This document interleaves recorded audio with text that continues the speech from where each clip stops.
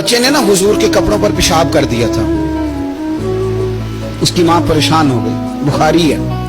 یا رسول اللہ وہ بچہ تھا پتہ نہیں چلا. تو نبی پاک فرمانے لگے کیا ہو گیا, وہ بچہ ہے, اللہ نے پانی پیدا کیا نا, ابھی اس پہ پانی بہائیں گے سب ٹھیک ہو جائے گا. وہ بچہ ہے. لیکن حاجی صاحب گھر میں بگڑ جاتے ہیں. پوتا اگر پیشاب کرتے کہتے ہیں میں نماز پڑھنی ہوں, وہ بگڑ جاتے ہیں. پیر صاحب وہ بگڑ جاتے ہیں اس بات پہ. علامہ صاحب بگڑ جاتے ہیں. شیخ صاحب کہتے ہیں پتہ ہی نہیں بچے نے پیشاب کر دیا.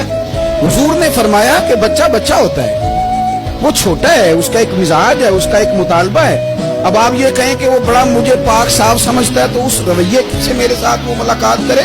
آپ اس کے مزاج کی رعایت کریں گے.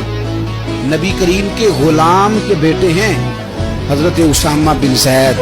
نواسوں کی بات نہیں سنا رہا. زید بن حارثہ حضور کے غلام تھے, ان کے بیٹے ہیں. چھوٹی عمر تھی, ناک بہ رہا تھا. ویسے دادا جی ناک صاف کر دیتے ہیں پوتے کا, ہو سکتا ہے وہ ڈانٹ دے کہ چل دوڑ جا کتنا گندا, اماں سے کہا تیرا ناک صاف کرے, چل نالائق.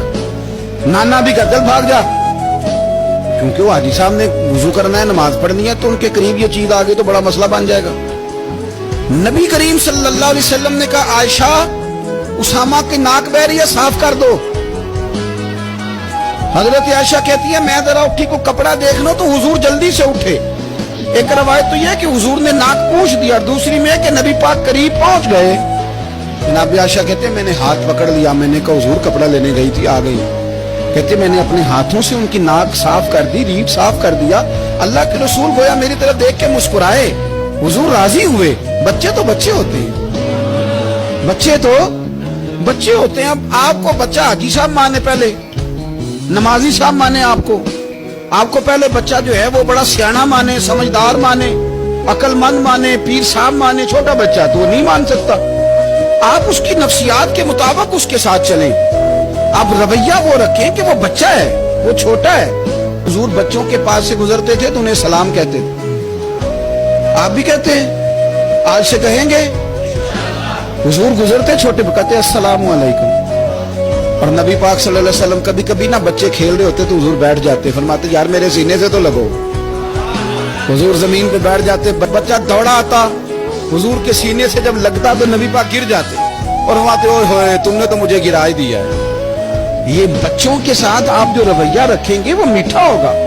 اب آپ کہیں کہ چونکہ اب میں ایک عہدے پہ ہوں, میں ایک منصب پہ ہوں, تو یہ آپ کی نفسیاتی کمزوری ہے. پھر کیا ہوتا ہے, بچوں کو ڈانٹ کے رکھا جاتا ہے, بے جا ڈانٹ ڈپٹ, بے جا سختی, اور بے جا ان کے ساتھ رویے, اور ان کے ساتھ بڑی عجیب و غریب قسم کی جو ہے وہ ہماری جو ہے وہ گھٹن گیپ آ جاتا ہے بچوں کے درمیان. بچے میں کہا کرتا ہوں پھر بچے ہمیں دکھ نہیں سناتے, وہ پھر غلط آدمی کو دوست بناتے ہیں, پھر اس غلط آدمی کو اپنی بات بتاتے ہیں, غلط آدمی رازدار بن جاتا ہے. آپ ان کی نفسیات کے مطابق ان سے پیار کریں, انہیں ٹائم دیں. آپ دیکھیں یہ کیا سوچتے ہیں, کیا کہتے ہیں, کس طرح کا ان کا رویہ ہے بچوں کے ساتھ.